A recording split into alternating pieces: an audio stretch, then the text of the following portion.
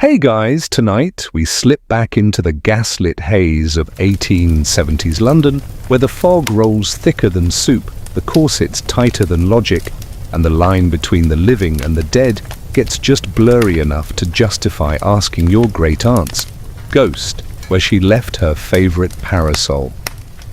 You're walking down a cobblestone street, your boots click-clack against wet stones as a thin mist curls around your ankles. A lamplighter ahead raises his pole with the nonchalance of someone who might at any moment run directly into Jack the Ripper. The city's air smells faintly of coal smoke, horse dung, and over-steeped Earl Grey. A rickety omnibus lumbers by, and you catch a flash of a printed placard. Tonight, spirit communication demonstration, all welcome, even the departed. Victorian London is having a spiritual crisis, or perhaps a spiritual fad. People are dying left and right, thanks cholera. And the survivors are more than ready to pay a shilling to find out where their loved ones have gone and whether they've taken the good silver with them. So, before you get comfortable, take a moment to like the video and subscribe, but only if you genuinely enjoy what I do here. And feel free to comment your location and the local time. I'm always fascinated by where and when people are drifting off. Now dim the lights, maybe turn on a fan for that soft background hum, and let's ease into tonight's journey together. You're invited to a small, ivy-covered townhouse in Bloomsbury. Inside, the wallpaper curls faintly at the corners, the tea smells faintly of burnt lavender, and the drawing room is rearranged for an evening's communion with the dearly, or not so dearly, departed. There are folding chairs, flickering gaslights, and a table in the center with a fringed tablecloth, eerily still for now. You're here because the hostess, Lady Finchley, swears her husband, deceased 3 months ago, has been misplacing things from beyond the grave, namely his umbrella. It was a walking stick model with a silver duck handle, she whispers, with all the gravitas of someone discussing state secret. It would be funny if it weren't so. Very Victorian. In an age where a strict mourning dress code lasts 2 years and grieving is practically a full-time job, talking to ghosts about missing objects feels oddly like just part of the paperwork. You settle in beside a colonel who smells like tobacco and regrets. He's here about a missing cufflink. A child across from you clutches a ragged doll, possibly haunted, possibly just Victorian. The medium tonight is Mr. Archibald Greaves, a thin man with a waxed moustache and unnervingly intense eye contact. He places a bell on the table, adjusts a crystal pendant around his neck, and declares, "Let us open the gate." Victorians were obsessed with gates, the pearly ones, the iron ones, the metaphorical gates that separate this world from the next. And thanks to Queen Victoria's public grief over Prince Albert, mourning became fashionably spiritual.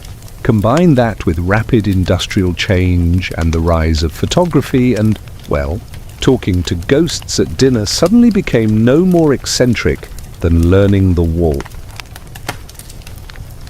Now let's set the scene a little deeper. Your seat creaks every time you shift. The fire crackles, the medium breathes in sharply and calls on the veil to lift. In historical terms, séances had started earlier, in the 1840s with the Fox sisters in America, who claimed to speak with spirits through mysterious rapping noises, later exposed as the cracking of toe joints. But like many good trends, it crossed the Atlantic with gusto. In Victorian Britain, spiritualism offered a curious blend of science, spectacle, and sentimentality. Middle-class families who wouldn't be caught dead discussing politics at the table were suddenly on first-name terms with the afterlife. Spirit cabinets, ectoplasm, and table rapping became parlor tricks with a moral cause. Historians still argue whether this movement was more about hope or desperation. Was it comforting, To believe your loved ones lingered? Or terrifying to think they might be watching you critique their meat pies? The séance begins. You close your eyes as instructed. The room hushes. Mr. Greaves begins to hum softly, somewhere between Gregorian chant and bad poetry in progress. Then the bell rings. No one touches it, or do they? A sudden knock at the table's underside, 3 times, the code for yes. Lady Finchley gasps. "It's him," she whispers. "That's how he used to knock, just before entering my boudoir, always 3 times. The colonel beside you mutters something about trench tactics, a second knock twice, that's no in séance speak. Mr. Greaves furrows his brow. "Is the umbrella in this house?" Knock. Knock. Silence, uncertainty. Gaslight flickers. Somewhere upstairs a floorboard creaks. You lean forward, oddly invested in the fate of this duck-handled umbrella. Was it stolen? Misplaced? Or is it possible that a ghost is, in fact, still using it, perhaps to shield itself from metaphysical drizzle? Victorian newspapers often ran séance transcripts like they were royal birth announcements. There are stories of spirits correcting wills, naming poisoners, and suggesting new wallpaper colours. Quirky? Yes, but also deadly serious to the believers. And while mainstream clergy largely denounced these gatherings, some progressive thinkers, including scientists like William Crookes, attended them out of curiosity. Crookes even declared one medium's levitation to be unexplainable, though others later noted the suspicious footstools nearby. Tonight's séance ends without resolution. The umbrella remains in limbo. Lady Finchley insists she felt a brush of air near her cheek. The colonel swears he saw the tea tremble. Mr. Greaves simply bows and says, "The spirit is elusive for now." You exit into the fog once more, not entirely convinced, but not ready to laugh either. Because in a city where the streets could vanish in mist, maybe it wasn't so strange to believe something else might drift into view if you just squinted long enough. You find yourself back at Lady Finchley's townhouse just a week later. Apparently, the umbrella mystery has taken on a life of its own, or perhaps an afterlife. The séance was such a hit, socially if not spiritually, that she's hosting a follow-up. Tonight's guest list includes a smattering of lace-gloved ladies, a few half-deaf baronets, and one journalist pretending to be from the Times, but more likely freelancing for the Penny Spectator's illustrated oddities. The drawing room has been transformed again, this time even more dramatically. Heavy velvet curtains shut out the street lamps. The chairs have been rearranged in a tighter circle closer to the séance table. You're beginning to suspect that the true spirit moving among these people is a passion for interior design. Soft breeze carries the scent of violet perfume and old mahogany. A cat slinks under your chair, clearly uninterested in ghosts unless they bring sardines. There's also a new addition to the séance setup, a talking board.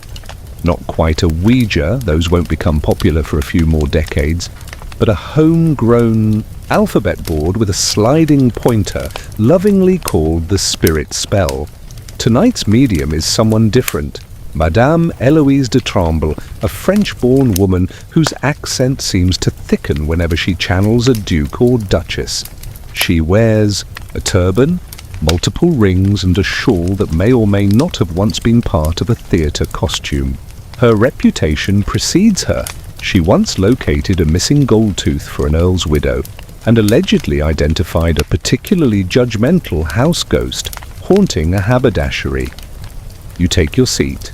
The lights dim. Madame Eloise begins humming in a minor key and lightly taps the table 3 times. "Spirits, we welcome your wisdom and your punctuality," she says, opening one eye to make sure the tea is being poured correctly.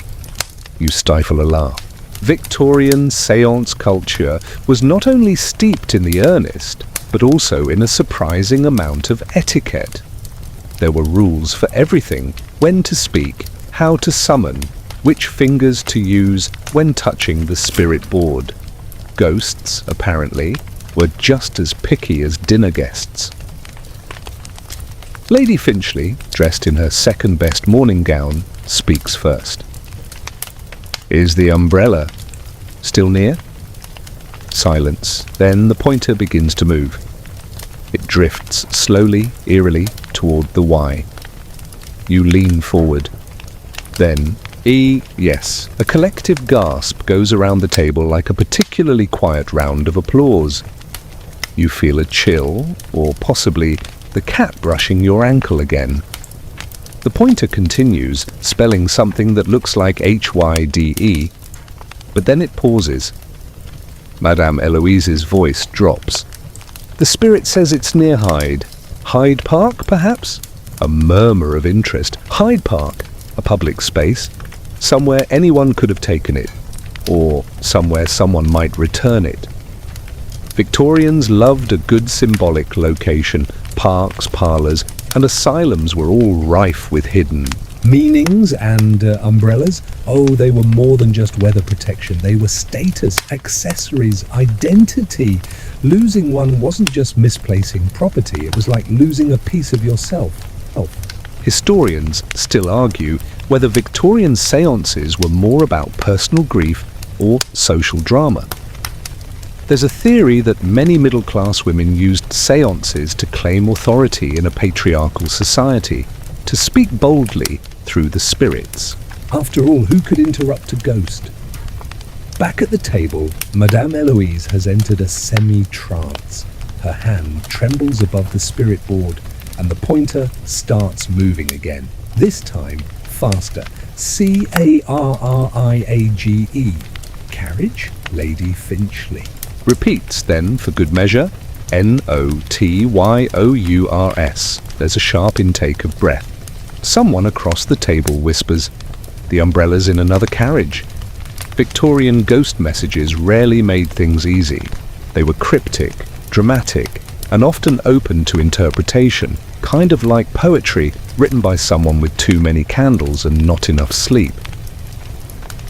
Just as the mood starts to settle into that perfectly eerie stillness, a sudden gust of wind rattles the window panes. Everyone jumps. The cat darts from the room like it's seen a ghost, ironically, of course. Madame Eloise slumps forward dramatically onto the table. "The spirit," she says without lifting her head, grows tired. He requests boiled sweets and a lighter umbrella. Lady Finchley seems both insulted and intrigued. She declares that they will absolutely investigate Hyde Park first thing tomorrow. And so the séance ends. The guests applaud awkwardly. You rise from your seat and file out into the hall, where the butler hands you a biscuit shaped like a planchette. You're not sure whether to eat it or listen to it. Outside, gaslight halos shimmer on the slick cobbles. You walk home slowly, umbrellaless, wondering whether any of this actually worked, or whether the real magic lies in people finally being allowed to grieve out loud. There's something oddly comforting about watching a group of tightly laced Victorians lean into the strange and surreal. In a world ruled by etiquette and empire, maybe the idea of chatting with your dead husband about his umbrella wasn't that far-fetched after all. And who's to say ghosts wouldn't return for their lost accessories? If you spent your mortal life perfecting your wardrobe, you might not want to leave your favourite walking stick behind either. The next morning finds you back in the drizzly sprawl of London, trailing Lady Finchley as she embarks on a most unusual scavenger hunt through Hyde Park. Her boots crunch along the gravel paths with the firm conviction of a woman who has been told by 3 different spirits that her umbrella may or may not be here, possibly near a duck pond, and probably stolen by a spirit with unfinished business. You trail a few feet behind her, watching as she scans every bench like it might harbour a spectral clue. A maid in grey walks with her, carrying a small notebook and a flask of brandy for nerves. You're beginning to realise that this search for the umbrella has become less about the umbrella and more about the act of searching. Victorian Londoners didn't just believe in the spirit world, they organised it. They catalogued its customs, mapped its realms, and even invented ghost posts to send letters beyond the veil. Of course, these never received replies, but then again, neither did half the invitations to Queen Victoria's court. Lady Finchley pauses near the Serpentine, the artificial lake that snakes through Hyde Park. A swan eyes her skeptically. She frowns, mutters something about avian interference, and presses on. Nearby, a man with a handlebar moustache is sketching ducks. He looks up as she approaches and raises an eyebrow. "Lost something, madam?" "A duck-handled umbrella," she replies, deadpan. He chuckles, then pauses. "Strange. A woman asked me nearly the same question yesterday. French accent, spoke of a spirit's clue." You exchange glances. Madame Eloise has clearly been doing some off-the-clock sleuthing. Either that, or she moonlights as a Victorian. Nancy Drew. Victorian spiritualists often blurred the lines between performance, detective work, and emotional support. Many took their roles seriously, even if the tools they used were a little, well, theatrical. Scrying mirrors, pendulums, automatic writing, whatever it took to create the illusion of contact. Some believed, others just wanted closure. Historians still debate whether these mediums were frauds, therapists, or unintentional artists of the subconscious. Were they channeling spirits, or simply the deepest hopes of the people sitting across from them? Lady Finchley sits on a bench with a sigh. "I could have sworn I felt him here," she murmurs, clutching a small locket that smells faintly of camphor and melancholy. You sit beside her. The city pulses quietly around you. Distant carriage wheels, a dog barking, the faint hiss of wind.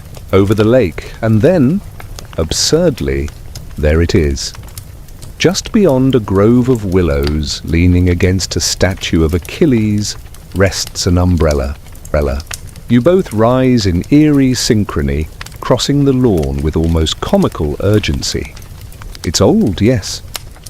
Black silk, a bit torn at the edge, and the handle, a silver duck. Lady Finchley gasps. That's it. But before she can reach it, a boy in short trousers darts past, grabs the umbrella, and disappears down a side path with the speed of someone who has no idea he's just been cast in a paranormal subplot. Lady Finchley stands frozen. He took it. You nod solemnly. Perhaps he needs it more, or perhaps the spirits wanted it that way. She turns to you slowly. Do you think he was sent? The answer, of course, is unclear, but that doesn't matter. What matters is that something, however ridiculous, however theatrical, has shifted in her. The way she exhales, the way she no longer scans the grass like it holds answers. The search is over, even if the umbrella isn't truly back. That, too, is very Victorian. The belief that meaning can be found in patterns, rituals, and symbolic resolutions, even if the facts remain stubbornly fuzzy. Back at her townhouse, Lady Finchley begins packing away her mourning garb. Not all of it, she's still respectable, but just enough to let in a bit of colour. Lavender, maybe even dusty rose. And she cancels the next séance. No need, she says gently. He's moved on. You suspect it's not him who's moved on, but her. That night, you return to your own modest lodgings, your mind adrift with images, floating planchettes, cryptic spirits, and a rogue umbrella-turned-prophet. London hums quietly outside your window, as if even the city itself needs rest from the day's ghostly pursuits. You lie back and imagine the boy with the duck-handled umbrella strutting through the fog like a prince of nonsense. You imagine Lady Finchley finally sleeping without glancing toward empty chairs. And you wonder, was any of it real? Then again, reality is just consensus, storytelling with better lighting. The fog rolls in thicker the next morning, draping the city in a pale, grey hush that makes even the clatter of hooves on cobblestone sound politely muffled. You're on your way to visit Madame Eloise de Tremble again. After yesterday's umbrella escapade, she sent you a handwritten note, complete with wax seal and 3 underlines beneath the word urgent, summoning you to her rented rooms above a hat shop in Soho. You knock once, twice, and the door creaks, open by itself. Naturally. Inside, the air smells of lavender, beeswax, and just the faintest whiff of overcooked turnips. She's seated at a small round table, which of course is covered in lace and more crystals than seems strictly necessary. She waves you in with a flourish. Sit, Cher. We must speak of the séance fallout.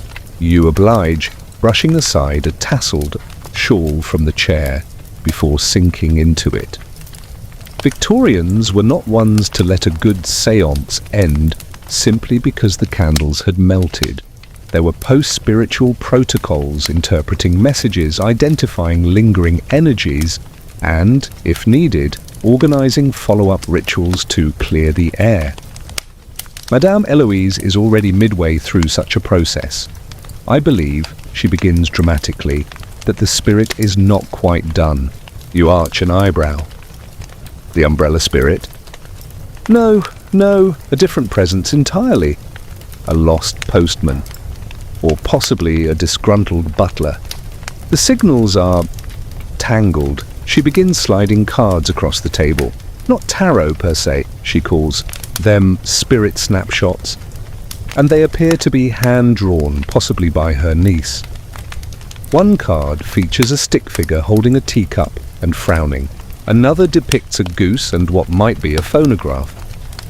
Victorian spiritualism didn't limit itself to spirits of deceased humans. Oh no, there were tales of ghost dogs, haunted furniture, and one widely circulated rumour about a cursed cravat. The boundaries between the spiritual and the absurd were as foggy as London itself. Tell me, Eloise asks, do you often find yourself misplacing objects? You consider this? Like socks? She nods gravely. The spirit says, yes, socks, keys, sandwiches, there's a pattern. She's riffing now, clearly, but you don't mind, it's oddly comforting.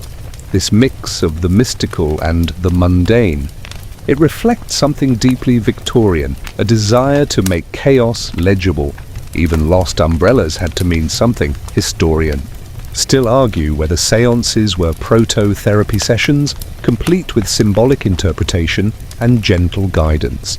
With formal psychological services rare and still widely stigmatized, mediums offered a rare space where people could talk, really talk, about what haunted them. Even if what haunted them wore a monocle and misplaced a brolly. Madame Eloise leans in suddenly, eyes glittering. You must perform a ritual. You blink. A ritual. She nods, producing a small satchel filled with what looks suspiciously like dried basil, 4 buttons, and a spool of gold thread. You must walk to 3 crossroads, spin once at each, and say the name Reginald 3 times. You stare at her. Loudly, she adds. With conviction. Why Reginald? She shrugs. It came to me in a dream, or possibly a cheese-induced hallucination. The line blurs. You're not sure whether she believes any of this or simply enjoys the theatricality of it all. But that's the magic of it. In a world where every day involved starching your collar and pretending you weren't slowly going mad from repressed emotion, these rituals gave people permission to play. Later that evening, you do it. You actually do it. Not because you believe in lost spirit butlers or even in Reginald, but because you find the act oddly freeing. The city's quieter at dusk, the kind of quiet that invites reflection or nonsense, and you decide a little nonsense might be just what you need. At the third crossroads, you spin once, declare Reginald with as much theatrical flair as you can muster, and hear a dog bark somewhere in the distance. Is that a sign? Probably not, but for a moment you feel something lift. A tension you didn't know you were carrying. Maybe that's the point. The ritual, the séance, the absurdity, it's all a kind of theatre for the soul. A way to process grief, confusion, loss, or even just a particularly irritating Tuesday you walk home lighter. Not because Reginald has been found, but because, for once, you let yourself believe in something pointless and peculiar, and in a way, that's the most Victorian thing you've done all week. The next few days bring a curious calm. The fog thins, as if taking a well-earned holiday, and Londoners emerge in their usual layers of gloom, lace, and barely concealed suspicion. You spend your time drifting between tea shops and used bookstalls, noting how quickly a city can forget. It's ghosts when the sun dares to make an appearance, but not everyone is done with the spirits. Word has spread about Lady Finchley's séance. Apparently someone told someone who told their cousin who wrote a letter to their hairdresser, and now half of Bloomsbury believes there's a medium who can contact misplaced accessories.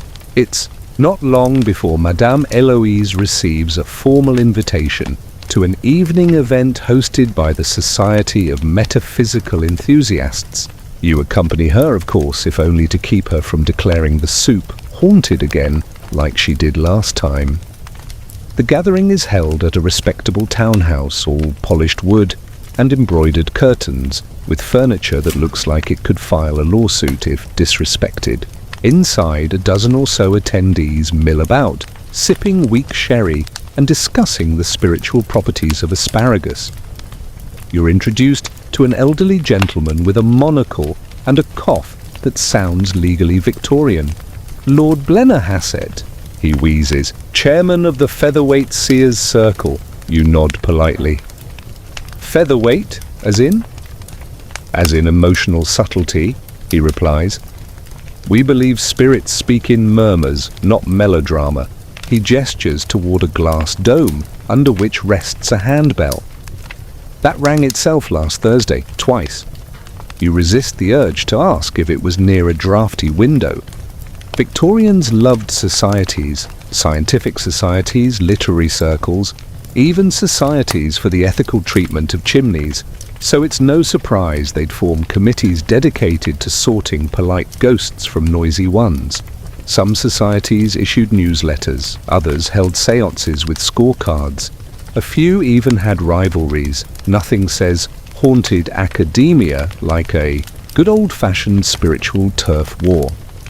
Historians still debate whether these groups were earnest seekers or just well-dressed social clubs with candle budgets. Either way, they made spiritualism oddly respectable, just eccentric enough to discuss over crumpets, but not so scandalous as to require church intervention. The evening progresses with a short lecture titled Ghosts in the Wardrobe, a sartorial séance study, followed by a live demonstration involving dowsing rods, a plate of biscuits, and a doily said to be possessed by Queen Charlotte's lady-in-waiting. Madame Eloise watches with professional disinterest. Too many props, she mutters. And the doily is clearly lying. You glance at her. You can tell when fabric lies. Always. The final act of the night is, naturally, a group séance. Everyone gathers around a polished mahogany table, hands resting gently atop it like shy spiders. The host dims the gas lights and Lord Blennerhassett begins his chant, which sounds suspiciously like a laundry list being recited in Latin. At first, nothing happens.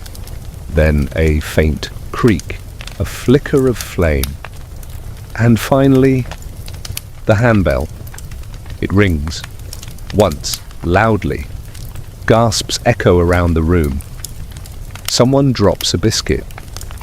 Madame Eloise's eyebrow arches like a skeptical crow. Later, over lukewarm tea, you and Eloise discuss the moment. "Saw the string, didn't you?"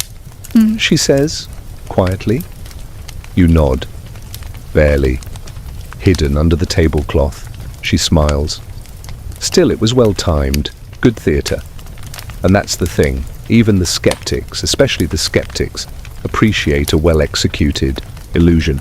In a world of rigid expectations and stifling etiquette, spiritualism offered something performative, dramatic, and strangely safe. You step out into the street, the gas lamps glowing soft and amber.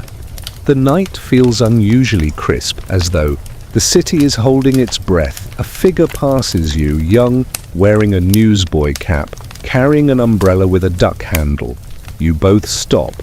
Lock eyes, he grins, winks, and disappears into the fog. Madame Eloise says nothing, just exhales like she's been waiting for that moment all week. Was that? No, she says. That was just London being London. You smile, the kind that only grows when wrapped in nonsense and just enough truth to make you wonder. You wake the next morning to find a small envelope slipped under your door. It smells faintly of lavender and soot. Inside is a card printed in loopy script, an invitation to the Umbrella Recall Ceremony hosted by Lady Finchley and the Municipal Society for Lost Things, Estetum 1831.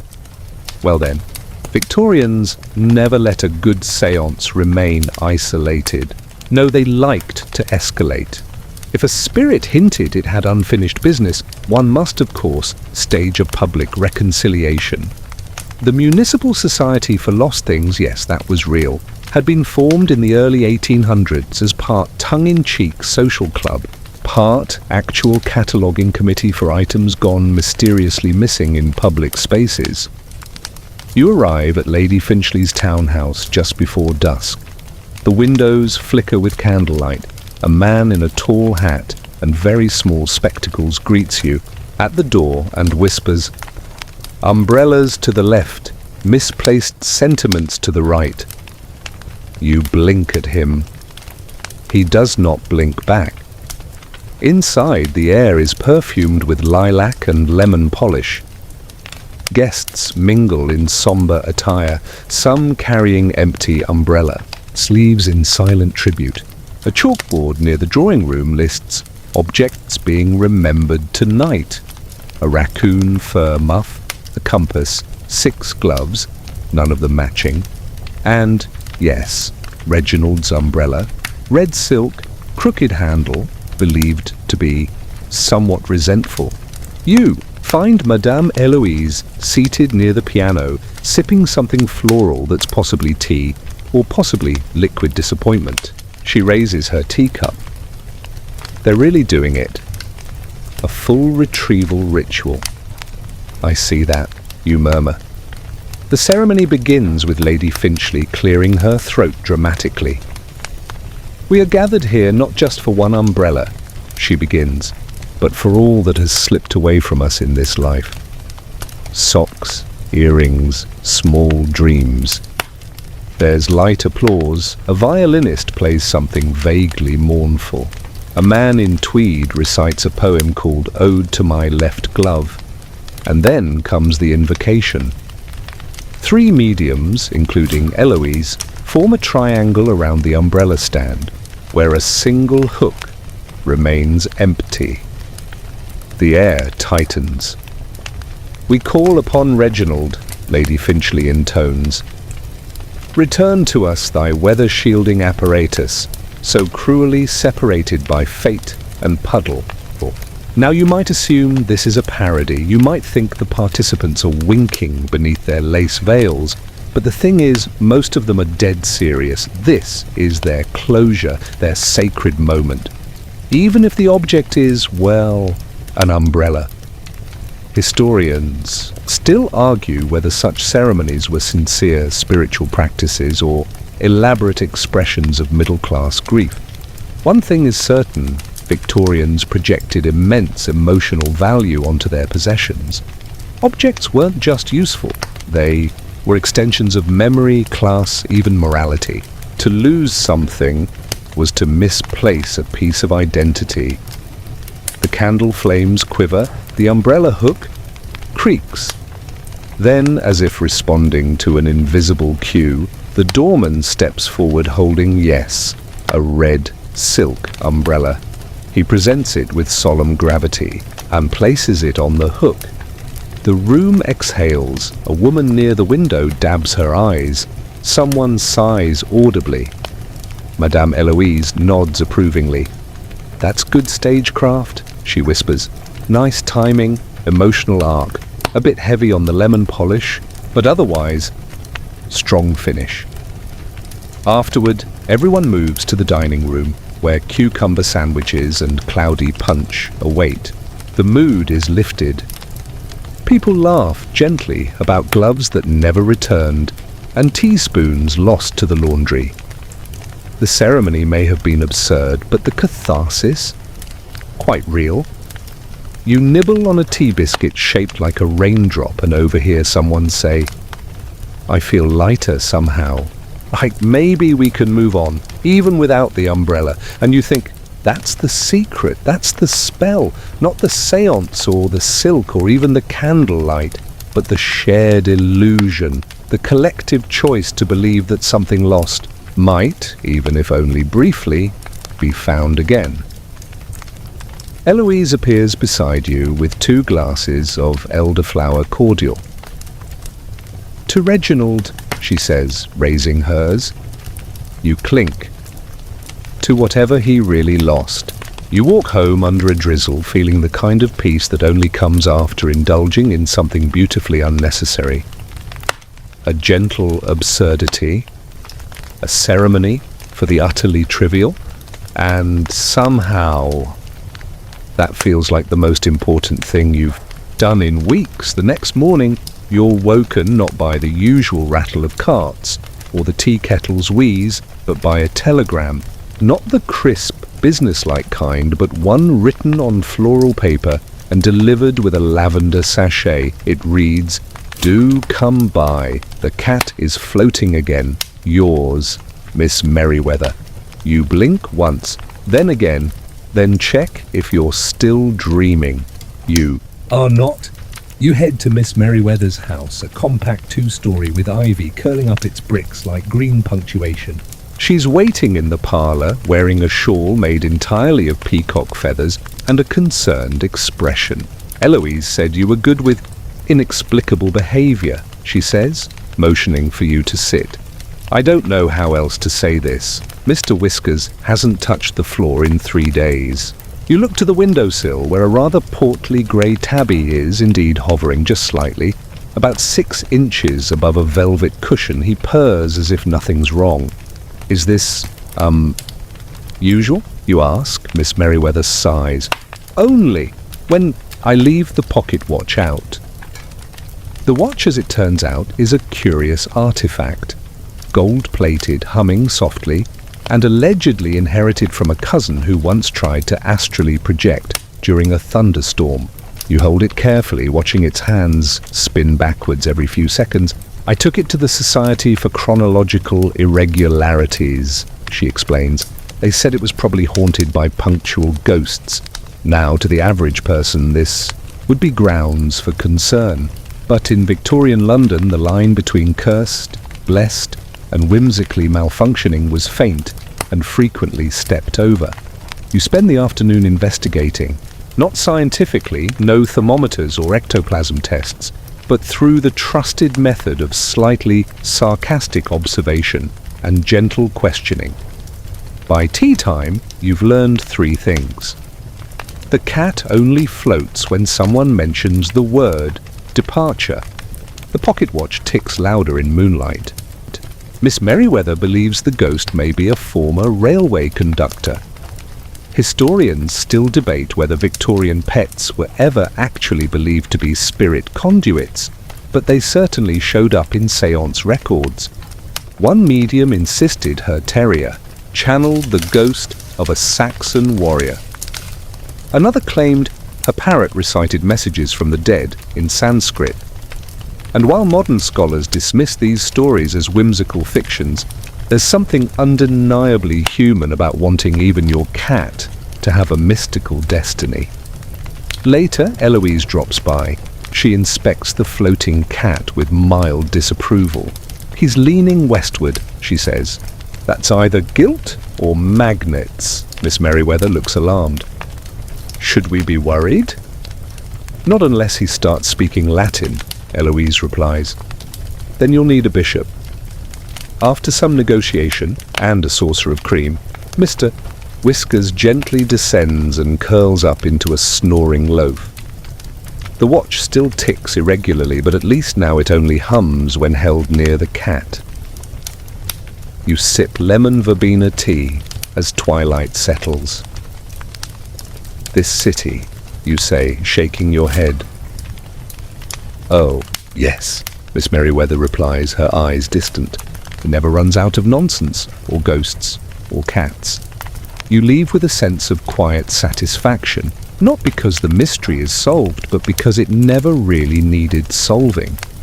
In the world of Victorian spiritualism, resolution isn't the goal. Wonder is. And tonight, a floating cat seems like just the right amount of wonder. The days grow shorter, and with them, London's evenings acquire a golden haze that softens the edges of cobblestones and gas lamps alike. You find yourself drawn to the archives of the Metropolitan Library, a sanctuary of musty volumes and whispered secrets, where the scent of old paper mingles with faint traces of lavender and dust. Today's quest is peculiar. To uncover the curious history of Victorian insomnia cures. Yes, insomnia, not exactly the first thing that comes to mind when you picture a society so obsessed with strict routines and heavy fabrics. But here you are, leafing through leather-bound journals detailing tinctures, rituals, and occasionally bizarre recommendations to lull the sleepless into gentle oblivion. One popular remedy involves chamomile tea infused with valerian root, served with a whisper of honey and a bedtime story read aloud by a trusted friend. Another, more peculiar, suggests a nightly ritual of counting the stitches in one's quilt, slowly, meticulously, until the mind succumbs to quietude. You stumble upon a case study of a gentleman named Algernon Smythe, who reportedly took to listening to recordings of distant thunder and river sounds, a practice that historians now recognize as an early form of ambient noise therapy. Smythe swore by these sounds, claiming they mimicked the gentle lullabies of nature and soothed his restless mind. Not all methods were so refined. A less documented cure involved the sleeping cap, a woolen contraption laced with fragrant herbs and sometimes even tiny bells intended to ring softly should the sleeper stir. Historians still argue whether these bells were meant as alarms, or were simply a fashionable addition to a nightcap. Amid the scientific attempts, there's also a thread of gentle humour. One pamphlet warns that excessive tea before bed could awaken the spirits of wakefulness, a poetic way of cautioning against caffeine. Another suggests keeping a favourite object, like a well-worn book or a pressed flower, nearby to anchor the wandering soul. As you read, you can almost hear the hushed conversations in dimly lit drawing rooms, the clink of teacups, and the soft, reassuring voice of a companion sharing a story designed to chase away the shadows. You muse on the contrast. A city bustling with innovation and industry, yet filled with individuals seeking simple, soothing rituals to calm their minds. The delicate balance between progress and tradition, between science and superstition. Madame Eloise once told you, sometimes the mind is its own labyrinth and the key is a whisper, not a shout. Tonight, as you prepare to rest, you imagine yourself wrapped in a sleeping cap, the faint jingling of bells blending with the distant sound of rain on cobblestones. A gentle invitation to drift away. You wake to the soft patter of rain and the distant tolling of Big Ben. Today, you decide to explore the curious world of Victorian public baths and their surprising connection to health, hygiene, and social gatherings. Victorian London was not known for its pristine cleanliness. The River Thames often doubled as a rather unpleasant sewer, and many homes lacked proper bathing facilities. Public baths, therefore, became vital sanctuaries where people could wash, socialize, and even relax. You step inside one such bathhouse, a grand building with high ceilings, polished tiles, and steam curling gently through the air. The scent is a mix of eucalyptus and old wood, comforting in its familiarity. Here you find men and women from various walks of life, some immersed in warm pools, others reclining on wooden benches with towels draped elegantly. The baths were about more than hygiene. They were community centres, places to exchange news, gossip, and occasional flirtations. One intriguing practice catches your attention: the floating leaf bath, where bathers would relax while surrounded by floating bay leaves believed to ease aches and calm the mind. You dip a finger into the warm water, imagining the delicate scent soothing tired muscles. Historians still debate how effective these treatments were, but the communal experience of the bath was undeniably restorative in a time when personal space was a luxury. You overhear a conversation about health promenades, gentle walks taken after bathing to aid digestion and promote good circulation. This blend of physical care and social ritual paints a picture of Victorians not merely obsessed with cleanliness, but also with connection and comfort. Later, as you dry off, you find yourself humming a tune someone was softly whistling by the steam room, a lilting melody that seems perfectly suited to a slow evening. Stepping back out into the misty street, the city feels a little cleaner, a little gentler. And maybe, just maybe, so do you. The next morning, you find yourself drawn to a small, forgotten garden tucked away behind a row of Victorian townhouses. It's said to be a remnant of an early experiment in urban horticulture, an Aztec-inspired garden created in London's smoky heart. You wander among strange plants, some with bright flowers, others with leaves shaped like tiny paddles designed to float on water. The garden is arranged in intricate geometric patterns reminiscent of the chinampas, floating gardens that Aztec farmers cultivated to maximize space and yield. Here, Victorians attempted to recreate this ancient technique, blending their love of exoticism with practical city planning. Raised beds float on shallow pools, each brimming with herbs, flowers, and small vegetables. You hear the gentle buzz of bees and the faint splash of water as a gardener tends to a patch of bright red chilies.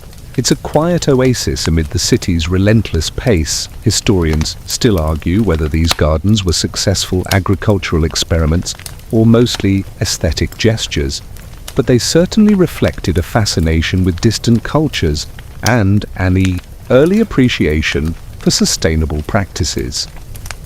You pause to breathe in the mingling scents of wet earth, jasmine, and damp wood, feeling the softness of moss underfoot. It's a peaceful reminder that even in an era of industrial smog, people sought beauty, innovation, and a connection to the natural world. You imagine a Victorian family here, children chasing dragonflies while their mother gathers herbs for a soothing tea. The garden hums softly with life, a living storybook page inviting you to rest. Later, as you leave, you carry a small sprig of lavender, a token of this quiet place, a fragrant bookmark in the chapters of your evening. You think, sometimes, history's most soothing moments are found in hidden corners where worlds meet and breathe together. Today you find yourself wandering through the narrow streets of a lesser-known part of Victorian London, where immigrant communities brought with them traditions, foods and stories often overlooked in the grand historical narratives. Here, the influence of Caribbean culture is quietly interwoven into the city's fabric. You stop at a small market stall run by Mrs. Ellington, whose family migrated from Jamaica decades earlier. The stall smells of nutmeg, allspice, and freshly baked patties, warm pockets of spiced meat or vegetables wrapped in flaky pastry. Mrs. Ellington shares a story about a Victorian remedy passed down through her family, a soothing herbal tea made from guava leaves and cinnamon believed to ease both the body and mind. She smiles as she pours you a cup, the steam rising like a gentle whisper. In the background, soft calypso rhythms float from a nearby musician's fiddle, blending with the chatter and laughter of locals. You notice the way this community has adapted Victorian customs with vibrant twists, turning the city's grey edges into bursts of colour and warmth. Historians still debate how much immigrant traditions influenced mainstream Victorian society, but the blending of cultures in these neighbourhoods created rich, layered histories waiting to be told. You sip your tea slowly, feeling the warmth spread. There's comfort in this mixture of old and new, familiar and exotic. As dusk falls, you watch families gathering to share stories, songs and meals, the threads of their heritage weaving gently into London's vast tapestry. And you realise the true history of a city is not just in grand monuments or famous names, but in these quiet, everyday moments where cultures meet and memories grow. You tuck the empty teacup into your bag like a secret treasure and step back. Into the cool evening, the scent of cinnamon lingering softly behind you.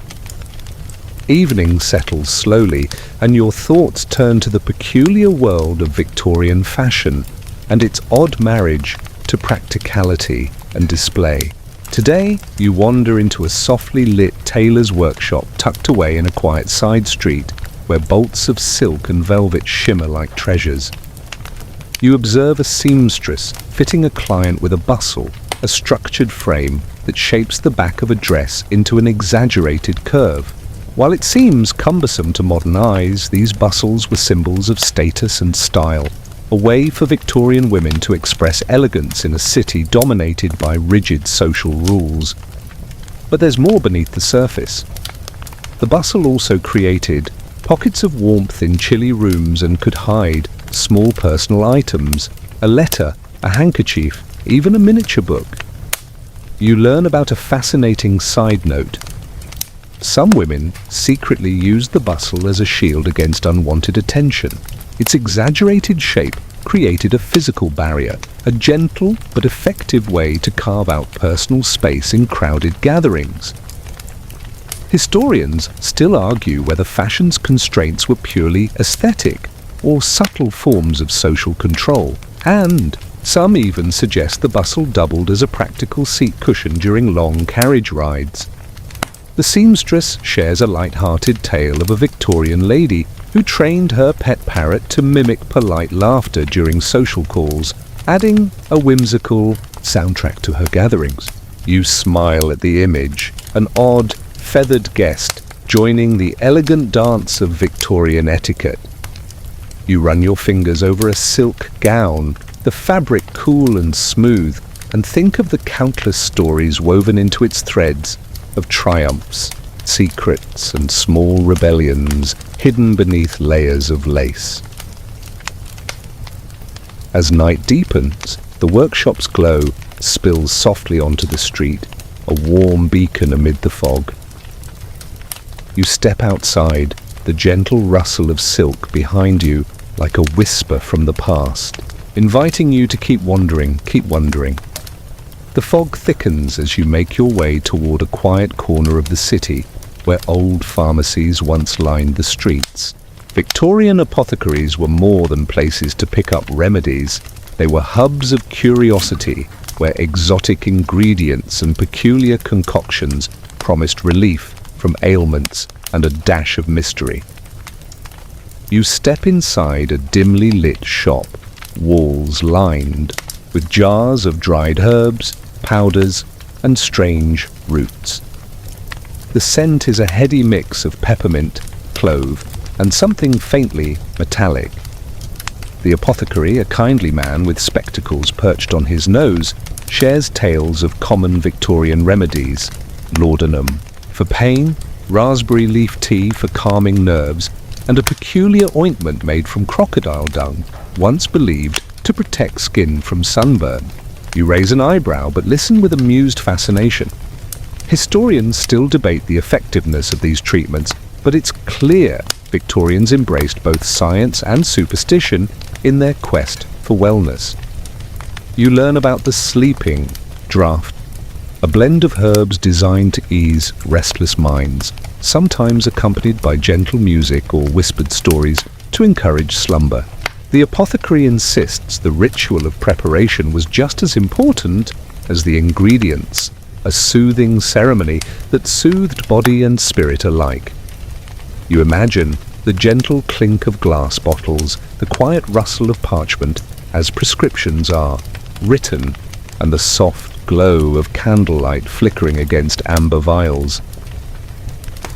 In a small corner, you spot a jar labeled Dreamcatcher's Brew, a blend of lavender, chamomile, and a secret ingredient the apothecary smiles coyly about as you leave. The evening chill wraps around you like a soft shawl, and you carry with you the comforting thought that even in a world of shadows and fog, small acts of care and kindness wove a gentle light. Sometimes the best medicine was a moment of calm in a bustling city, a whispered story, and a slow breath. The night deepens as you find yourself drawn to a quiet, lantern-lit theatre tucked away in a Victorian alley. The world of Victorian entertainment is rich with variety, penny readings, shadow plays, and the occasional hypnotist promising mesmerism and mystery. Inside, the air is thick with the scent of beeswax candles and old velvet. You settle into a wooden seat, feeling the gentle creak beneath you as the curtain slowly rises. Tonight's show is a slow-paced storytelling performance where the actor's voice lulls the audience with tales from forgotten folklore and historical oddities. One story tells of the umbrella séance, a curious Victorian pastime where groups would attempt to communicate with lost umbrellas. Yes, you heard that right, umbrellas.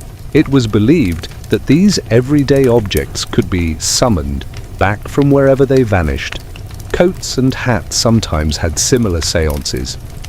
You can almost picture the dim parlour, a circle of well-dressed ladies and gentlemen, hands lightly resting on umbrella handles, whispering soft calls into the ether.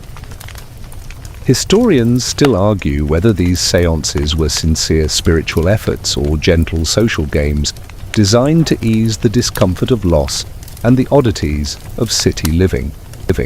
The performance drifts into a description of an old ballad, sung softly to the tune of a distant harp, that tells of a Londoner who lost his umbrella and found something far more valuable, unexpected company on a rainy night.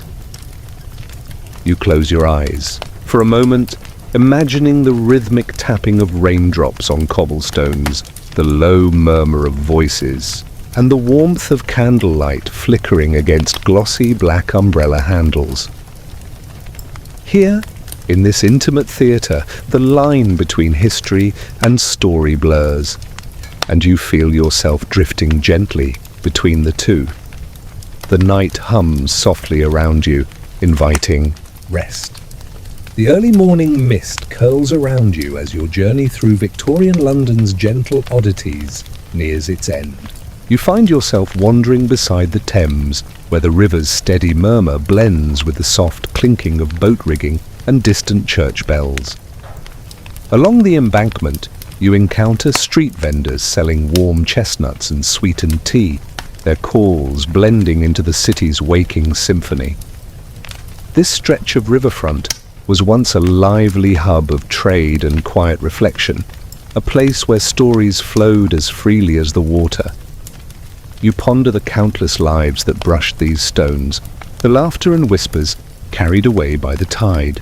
Among them were inventors tinkering with early electric lamps, poets scribbling verses under gaslight, and everyday folk seeking moments of calm amid industrial bustle. One such figure was Eleanor, a seamstress who kept a small journal filled with sketches of her dreams and musings on the city's rhythms. Her writings reveal a Victorian soul attuned to the gentle humour and quiet beauty hidden in ordinary moments. Historians still debate the influence of such everyday lives on the broader cultural tapestry, but it's clear these whispered stories form the heartbeats beneath the grand history books.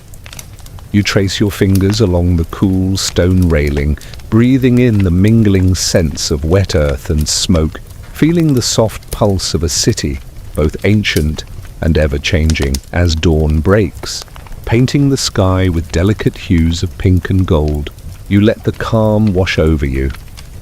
You think of the umbrella séances, the floating gardens, the soothing remedies, all small threads woven into the comforting fabric of history. The city exhales, and so do you. Now dim the lights, feel the softness of your pillow, and drift gently into your own story tonight. Rest well.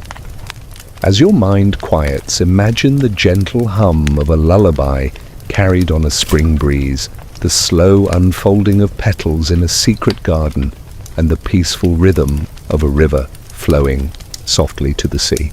Let these images settle like a soft blanket around you, easing every muscle and quieting every thought. You have traveled through time and space to discover how ordinary moments become extraordinary in the gentle embrace of history.